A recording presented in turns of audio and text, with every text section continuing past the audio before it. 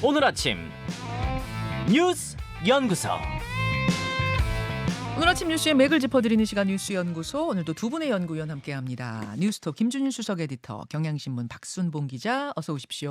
안녕하세요. 예, 첫 번째 뉴스 어디로 가나요? 후쿠시마 수산물 지나나선 대통령. 한일 정상회담 뒷얘기가 계속 나오는 가운데 어제는 후쿠시마 농수산물 이야기가 논란의 중심이었어요. 네, 지금 사실 논란이 계속되고 있죠. 한일 정상회담 이후에 일본 언론에서 우리 대통령실하고 다른 이야기를 보도를 하고 있고요. 예. 그리고 우리 대통령실은 반박을 하는 그런 상황이고요.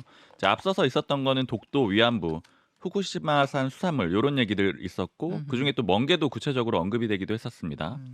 자, 어제도 대통령실이 진화를 했어야 됐는데 왜냐하면 그제 일본 언론인 교도통신에서 나온 보도 때문이에요. 네. 이게 어떤 보도였냐면 윤 대통령이 일본 방문했을 때 일본 의원들 만난 자리에서 후쿠시마 오염수 해양 방류 문제에 협조하겠다라는 취지로 얘기를 했다. 이런 보도가 나온 겁니다. 교도통신 톱뉴스로. 구체적인 표현도 전달을 했는데 윤 대통령 표현이에요. 시간이 걸리더라도 한국 국민의 이해를 구해 나가겠다. 이렇게 얘기를 했다라고 보도를 한 겁니다. 시간이 걸리더라도 한국 국민의 이해를 구해 나가겠다. 그래서 이제 대통령실이 어제 진화를 한 건데 국민 안전이 최우선이다. 국내에 후쿠시마산이 들어올 일은 결코 없다. 아예 못을 박았습니다. 예. 그리고 정진석 전 비대위원장, 그러니까 한일의원연맹 회장이거든요. 그렇죠. 그러니까 여당도 지원에 나섰는데 기자 출신이거든요. 예. 대화 내용을 자기가 다 받아 적었는데 윤 대통령이 그런 얘기 한 적이 없다. 이렇게 네, 수첩에다 지원했습니다. 적혀 있다. 네. 그런데 이제 진실 공방은 계속되고 있는 상황이고요. 이런 상황에서 민주당은 공세의 강도를 높여갔습니다. 네. 민주당이 어제 국회 본청 앞 계단에서 굴욕 외교 규탄 대회를 했거든요. 여기서 윤재갑 의원이 삭발을 했습니다. 네. 민주당의 해양수산 특별위원장이거든요. 예. 그리고 이재명 대표는 굴욕회담에 진상 규명하고 책임을 묻겠다 이렇게 얘기를 했고요. 그리고 지금 양국관리법이 대통령이 거부권 행사할 가능성이 있잖아요. 네. 여기로도 좀 전선을 확장시켰는데 일본산 멍게는 사줄 수 있어도 대한민국 농민이 생산한 쌀은 사줄 수 없다는 거냐 이렇게 공격을 하기도 했습니다. 자, 김준일 수석 에디터. 네. 지금 정상회담 끝난 지 며칠이 지났는데도 계속 이 뒷이야기가 일본에서 속속 보도가 되고 있어요. 정상회담 끝나자마자 NHK를 포함해서 그때 독도 영유권 문제 그리고 예. 위안부 피해자 합의 이행 뭐 이런 거가 있었다라는 게 다수의 일본 언론이 보도를 했고 그리고 산케이 신문이 그 이후에 이제 멍게 그 보도를 했고 그리고 네. 지금 교토통신이 또 이제 이 보도를 했어요. 그래서 이게 좀 갑갑한 게 일본 언론에서는 계속 이 문제를 언급하고 있고 대통령실은 부인하고 있는데 야당은 못 믿겠다. 국민들도 잘 이제 반신반의하는 이런 분위기입니다. 사실 이런 게 이게 어떻게 보면 일본 언론 플레이 노란한다라고도 볼 수도 있거든요. 근데 이런 일이 있으면 일반적으로 이제 대통령실이나 정부에서는 야당한테 어떤 내용이 있었는지 사실 협조도 구하고 이런 거를 같이 좀 대응을 하자라고 이런 게 있었어요. 과거에는 예를 들면은 설명도 하고 이 예, 순방에 예. 대해서. 근데 지금은 이제 꽉 막힌 정국. 이게 지금 보여주는 것 같아요. 그러니까 야당도 전혀 설명도 못 듣고 게다가 뭐 전에 윤석열 대통령이 한국 야당이 부끄럽다 아니면 부럽다 뭐 이런 얘기를 했다라고 얘기를 하면서 야당에 대한 적대적 인식을 드러내고 있는 거죠. 그래서 계속 놀아날 것 같습니다. 어쨌든 일본 언론에. 언론 플레이에. 근데 문제는 일본 언론이 그럼 어디서 소스를 얻은 거냐? 네. 결국은 이건 일본 정부한테 지금 그렇죠. 얻은 거거든요. 아니 일본 기자가 그냥 완전 허구 소설을 썼을 리는 없고 누군가한테는 이야기를 듣고 썼을 거 아니에요. 그러니까 이게 뭐 뇌피셜로 쓰지는 않았을 거 아닙니까? 그러니까 중요한 건 그거예요. 그러면 일본은 어떻게 정부를 신뢰하느냐? 그러니까 성의 있는 조치를 계속 요구하고 있지만 일본한테는 지금 날아온 건 뒤통수만 맞고 있다라는 건데 그 후속 조치가 이제 좀 기대를 할 수 있는 건지 그게 좀 의문이라고 봐야 될 것 같아요. 그래서 이거를 좀 이제 정부가 일단은 신뢰를 얻는 방법. 지금 정부 말에 못 믿겠다는 사람이 대다수거든요. 왜냐하면 해명 자체가 계속 오락가락하니까 의제가 아니었다라고 했다가 뭐 여러 말이 바뀌는 과정이 있어서 좀 투명하게 좀 더 뭔가 공개하고 이해를 구하고 이렇게 가야 되지 않을까 보입니다. 그 후쿠시마 오염수 방류 문제라든지 또 그쪽에 수산물 들여오는 문제, 그러니까 수입 규제 철폐하는 문제 같은 건 중요한 문제죠. 굉장히 민감한 문제고 그래서 잠시 후에 어제 삭발했던 윤재갑 의원을 직접 초대했습니다. 어떤 부분들에 주목하고 있는지 들어보죠. 그나저나 박순봉 기자, 네. 외교안보 라인 수습은 좀 되고 있습니까? 김성한 실장 사퇴 후에. 지금 빈자리를 좀 빠르게 채우고 있는데요. 이제 내정이 됐었던 조태영 주미대사를 신임 국가안보실장으로 어제 임명까지 완료를 시켰고요. 예. 이렇게 되면 주미대사 자리가 비잖아요. 예. 이제 이 자리에는 조현동 외교부 1차관을 내정을 했습니다. 조현동 1차관. 네. 지금 전체적으로 여당 분위기가 좀 술렁술렁하고 있어요. 이게 왜냐면은 그 지도부 쪽에 물어봤는데도 네. 이 대통령실에서 이게 어떻게 된 내용인지 명확하게 설명을 듣긴 좀 어렵다라는 거예요. 그러니까 아, 그러다 국민의힘 보니까 지도부도 잘 모르겠다. 그렇죠. 그러니까 뭐 일부는 들었겠지만 이제 다수에게 공통적으로 좀 공유가 되지는 않은 상황인 것 같고 그러다 보니까 대응을 해야 되잖아요. 뭐 인터뷰를 한다라든가. 저도 자꾸 질문하게 되는데 그러니까 그런 상황에서 딱히 뚜렷하게 좀 대응할 방안을 좀 못 찾고 있는 그런 분위기가 그러니까 있고 좀 답답해하는군요. 그리고 특히나 이제 김성한 실장 같은 경우에는 어쨌든 지금 한미 정상회담을 위해서 여러 가지 쭉 준비해온 인물인데 이제 이 사람이 결국 물러나게 됐기 때문에 이런 상황이 좀 납득이 안 된다 이런 얘기들도 지금 당내에서 나오고 있고요. 예.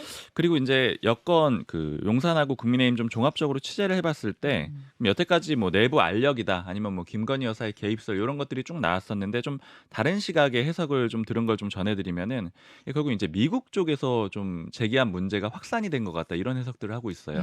이게 어떤 얘기냐면은 이제 기존에 좀 보도로도 나온 내용인데 이제 제가 들었던 내용은 미국 쪽에서 공문을 보내고 이렇게 해서 처리 안 한 게 이번에 블랙핑크 건 포함해가지고 최소 6건 정도 되고 아, 블랙핑크 건만 6, 7번 보냈다란 이야기도 있던데 그게 아니라 블랙핑크 건 외에 다른 건들도 한 6건이 된다? 네 그렇게 포함해서 6건 정도가 되고 이게 잘 소통이 안 되고 그러면은 이 외통위 쪽 의원이 얘기를 들어보니까 이게 이제 미국 쪽에서 다른 채널을 가동을 해가지고 그 소통 대상자를 좀 이렇게 견제 내지는 날리기도 한다라는 거예요. 그러니까 아마 시작은 그렇게 됐을 걸로 보이고 그다음에 이걸 계기로 이제 파봤을 거 아니에요. 우리 그랬겠죠. 대통령 시쪽에서 네. 제가 들었던 얘기는 이런 얘기도 있더라고요. 미국 말고 다른 나라에서 공문 온 것도 처리가 안 된 게 꽤 있고 특히나 선물 같은 게 온 게 있는데 보통 다른 나라에서 선물 오면 답례품을 보내야 된다라는 거예요. 그렇죠. 근데 이런 것들이 처리가 안 된 게 있었고 뭐 대표적으로는 UAE에서 온 것도 있었는데 이것도 처리가 안 됐다라는 거예요. 근데 UAE 같은 경우에는 순방 다녀왔잖아요. 그렇죠. 그래서 이제 이게 어떻게 된 거냐 이런 얘기들이 나오면서 점차 알아볼수록 문제가 커졌고 그래서 처음에 의전 비서관, 2주 뒤에 외교 이게 비서관 쭉 날아갔잖아요. 그러니까 그렇죠. 이런 과정들이 점차 책임론이 위로 올라간 것 같다 이렇게 보이고 시작은 한미 정상회담 뭐 블랙핑크 때문이었는지 모르지만 제보를 받고 조사를 하면 할수록 실수가 계속 드러났다는 이야기. 그렇죠. 그러다 보니까 결국 김성한 실장한테까지 갔는데 특히나 이제 요 부분도 조태용 미국 대사를 바로 임명을 했잖아요. 네. 그러니까 이것도 역시 미국에서 좀 오케이한 인사가 아니면 불가능하다 이런 해석들이 있고 특히 이제 조태용 미국 대사를 좀 바로 임명할 수 있었던 배경에는 뭐 여러 가지 지금 설이 있긴 한데 그 중에 하나가 원래 박진 장관은 총선에 나올 가능성이 매우 높잖아요. 그렇죠. 외교부 장관 후임으로 거론이 됐었는데 그래서 바로 투입이 됐다 이런 해석도 하나 있습니다. 아, 외교부 후임 장관으로 준비 중이었기 때문에 그러니까 그쪽으로? 어느 정도 인사 검증은 뭐 이미 뭐 대사기 때문에 돼 있기도 했었지만 그래서 투입이 바로 가능했다라는 그런 얘기들도 있어요. 자, 이 이야기는 오늘 말말말에서 더 다뤄보기로 하고 우리는 그 다음 뉴스로 가죠. 여야 50억 클럽 특검법 상정. 예, 대장동 관련해서 50억 클럽 특검법이 국회 법사위에 상정이 어제 됐습니다. 네, 3개 안건을 올렸습니다. 민주당, 정의당, 기본소득당 3개 안건이 올렸고 그러니까 이거는 이제 논의해 보자라는 거예요. 3개 가지고. 예, 예. 그리고 이렇게 상정된 날에 검찰은 이 박영수 전 특검에 대해서 압수수색을 진행을 했습니다. 일단 3개 안건 간단하게 말씀드리면 민주당안은 제일 범위가 넓어요. 50억 클럽 의혹은 기본으로 들어가고 여기에다가 이 대장동 일당인 김만배 씨의 누나가 윤 대통령 아버지 저택을 매수했는데 이게 사준 거다 이런 의혹이 있잖아요. 네. 그러니까 요거까지 포함시키자라는 겁니다. 그리고 특검 추천은 민주당이 하겠다 이렇게 내놨고요. 아, 특검 추천은 민주당만 하겠다. 맞습니다. 이게 민주당안. 그 정의당안은 수사 범위를 50억 클럽으로 한정을 했습니다. 예. 왜냐하면 범위 넓어지면 규명도 안 되고 서로 싸우기만 할 거 아니야 이런 입장이고요. 특검 추천은 비교섭 단체가 하겠다. 아, 여긴 또 비교섭 단체만 하겠다. 민주당 그러면 국민의힘 빠지라는 겁니다. 정의당 기본소득당 시대전환 여기서 하겠다. 네, 그리고 세 번째 안은요. 기본소득당안은 2개 섞어 놓았다라고 보시면 되는데 범위는 넓은 민주당안을 택하고요. 대신 특검 추천은 비교섭 단체가 하자. 이렇게 섞어 놓은 안입니다. 그렇군요. 이게 뭐 여야 분위기는 어떻습니까? 지금 여야 지금 이게 전선이 계속 넓어지고 있는 그런 상황이잖아요. 인상적인 표현만 좀 전해드리면 네. 국민의힘 쪽에서는 이 민주당이 이거 전략 있는 건지 모르겠다 이런 얘기를 하는 거예요. 왜냐하면 이슈를 사방팔방 다 던진다라는 거죠. 그러니까 양곡관리법, 뭐 그다음에 일본과의 관계 문제, 그건 또 국정조사로 지금 얘기하고 네, 있고. 그리고 뭐 특검 문제 이렇게 해서 계속 넓히는데 이게 전략이 있는 거냐? 오늘 뉴스만 좀 넘겨보자 이런 정도가 아닌가? 뭐 이런 식으로 좀 비판을 하는데 그래서 제가 또 이걸 민주당 쪽에도 물어봤거든요. 예, 예. 근데 그쪽에서 좀 들은 인상적인 표현은 전선 넓힐 수밖에 없다. 왜냐면은 초등학생하고 최홍만 씨하고 싸우는 그런 상황 아니냐. 야당은 이제 초등학생 수준이고 그러다 보니까 이것저것 던져야지 죽기 살기로 싸워야지 가끔씩 한 번 때려서 KO가 나오기도 하지 않냐. 아 그렇게 표현을 해요? 네, 근데 그러니까 지금 야당이 더 거대 야당 아닌가요? 그런데 이제 뭐 대통령제니까 훨씬 권력이 강하다 이런 식으로 인식을 하고 있더라고요. 알겠습니다. 그래서 뭐 이저 한일 정상회담은 국정조사로 또 이 대장동 관련해서는 특검으로 가자는 이런 상황. 김준일 에디터 예. 어떻게 보세요? 일단 박영수 특검 전 특검에 대해서 전격적으로 이제 압수수색을 했잖아요.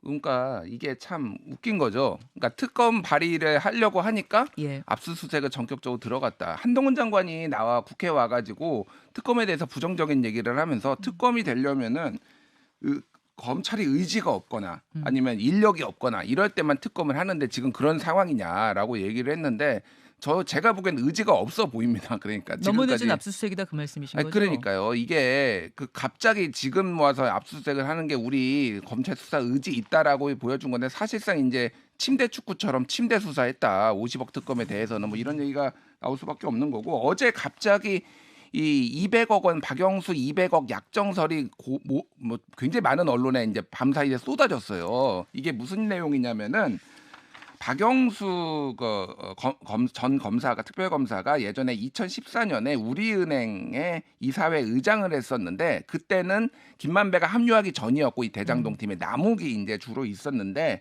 이 우리은행이 컨소시엄에 이 대장동 컨소시엄에 들어오는 거를 알선해주는 대가로 남욱으로부터 200억 원을 받기로 했다. 이런 거를 검찰이 파악하고 있다라는 거를 이제 어제 보도가 난 거예요. 예, 예. 그런데 이게 이제 김만배 남욱이 이후에 뭐 구속도 되고 그리고 김만배가 들어오면서 이게 우리은행이 컨소시엄 들어오는 걸 깨지면서 없던 일이 됐고 그 이후에 이게 50억 클럽으로 바뀌었다라는 겁니다. 200억 약정한 것이 후에 50억 클럽이 된 예. 거다. 갑자기 나와요 이게. 그러니까 200억 얘기는 처음 듣네요. 진짜. 예, 이게 단독 보도 뭐 이렇게 막 나왔는데, 그러니까 검찰은 도대체 이거는 검찰 소스일 거 아니에요. 그러니까 뭘 하다가 지금 갑자기, 그러니까 이게 무슨 문재인 정부 검찰이다, 윤석열 정부 검찰이다 그게 아니라 검찰이 박영수 전 중수부장 뭐 검찰 대선배를 그러면 안 건드린 거 아니냐 그동안 뭐 이런 얘기들이 이제 뒷말이 나올 수밖에 없는 거죠. 그래서 특검은 하되 이제 어떤 식으로 할 것이냐가 관건이 될 것 같습니다. 그래요. 자, 국민의힘의 하영재 의원의 체포동의안은 어제 가결이 됐지요, 박 기자. 네, 찬성 160표, 반대 99표, 기권 22표로 가결이 됐습니다. 이게 체포에 동의해 주세요 이런 요청에 찬성을 한 거거든요. 네. 이제 구속 수사가 이뤄질 겁니다. 이번에 주목을 받은 거는 물론 이제 영장 발부는 법원에게 달려 있고요. 근데 주목을 받은 거는 앞서서 민주당 소속인 노웅래 이재명 의원은 부결이 됐었거든요. 네. 근데 체포에 반대를 했기 때문인데 이번엔 그래서 좀 주목이 됐습니다. 네. 지금 여야 간에 싸우는 거는 누가 반대표를 던졌을까 이런 공방을 벌이고 있거든요. 왜냐하면 이 체포동의안 표결은 무기명, 익명 투표예요. 이제 서로 간에 서로 반대표를 던졌을 거다 이렇게 공방을 벌이고 있는 상황입니다. 요 김준 에디터 뭐 예. 이 경우는 사실은 하영재 의원은 가결될 거라고 뭐 여야 막론하고 다 봤던 거죠. 그렇죠. 오히려 생각보다 반대표가 좀 많은 느낌이네요. 99표? 그래서 이게 정말로 뭐 국민의힘 의원들이 그러면은 한 명도 이탈하지 않고 전부 가결로 했느냐 그것도 알 수 없습니다. 그래서 근데 이제 자율 투표 분위기에서 이렇게 결과가 나왔는데 뭐 어찌 됐든 결과적으로 민주당은 내로남불 프레임에서 벗어나기 좀 힘들게 됐고 더 중요한 건 이재명 대표에 대한 또 차후에 체포동의안이 또 왔을 때 민주당 어떻게 할 것이냐. 그러니까 당론으로 부결시키기에는 굉장히 힘들어진 상황이고 그러면 이재명 대표가 아예 그냥 영장 실질 심사를 받든지 체포동의안 이 표결을 포기하고 뭐 이제 여러 가지 이제 아이디어들이 지금 나오고 있는 상황이죠. 그러니까. 예. 그 박순봉 기자 네. 취재 좀 해보셨어요? 민주당 분위기? 민주당은 사실은 이제 서로 이거는 근데 진실을 알 수가 없어가지고 어쨌든 좀 국민의힘에서 이중 플레이 한다라는 그 표면적인 발언 그런 게 좀 뭐 실제로도 내부 분위기도 비슷한 것 같고요. 제가 궁금한 건 하영재 의원의 어제 표결로 이 다음에 혹시 체포동의안이 또 이재명 대표에게 날아오면 우리는 어떻게 해야 돼라는 어떤 좀 근심 걱정 같은 게 물밑으로는 있습니까? 사실은 불안감이 있죠. 왜냐하면 내부적으로는 이게 이제 이재명 대표하고 연결이 될 수밖에 없기 때문에 2차 체포동의안이 올 때는 그때는 또 고비라고 얘기들을 하는 사람들도 있거든요. 그리고 특히나 이게 왜냐면은 이제 민주당 비명계 쪽에서는 일종의 스탯을 하나씩 쌓아놓는다 이런 얘기들을 하고 있거든요. 근데 요번 건도 마찬가지로 민주당이 부담이 되는 건이잖아요. 그러니까 예를 들자면 예전에 뭐 기소가 됐을 때, 그 다음에 또 그 전 비서실장이 또 이제 극단적인 선택을 했을 때 예. 이런 건들이 다 쌓인다라고 생각을 하기 때문에 다시 넘어오게 되면은 그때는 이탈표가 더 많아질 거다 이런 식으로 좀 공세를 취하는 그런 분위기도 있습니다. 여기까지 보겠습니다. 두 분 수고하셨습니다. 감사합니다. 김현정의 뉴스쇼는 시청자 여러분의 참여를 기다립니다. 구독과 좋아요, 댓글 잊지 않으셨죠? 알림 설정을 해두시면 평일 아침 7시 20분 실시간 라이브도 참여하실 수 있습니다.